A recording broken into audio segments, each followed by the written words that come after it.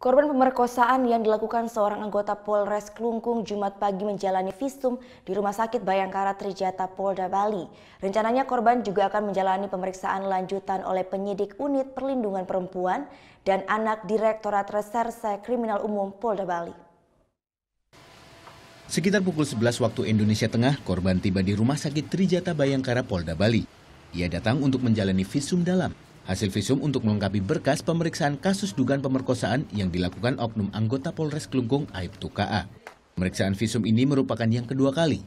Senin lalu, korban sudah menjalani visum luar. Kedua kali ini pemeriksaan. Kemarin kan yang di luarnya aja, dalam artian vaginanya doang, sekarang untuk yang ke dalam rahim sama kandungan. Selain visum dalam, korban juga dijadwalkan menjalani pemeriksaan lanjutan oleh tim penyidik unit PPA di Reskrimum Polda Bali. Senin lalu, seorang remaja berusia 17 tahun melaporkan tindakan asusila yang dilakukan Aibtu K.A. ke Mapolda Bali.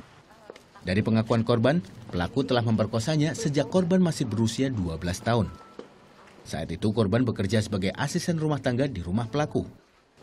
Saat ini pelaku sudah dinonaktifkan dari tugasnya dan diamankan di Mapolres Klungkung untuk menjalani pemeriksaan terkait dugaan pelanggaran disiplin. Muhammad Hasanuddin melaporkan untuk NET.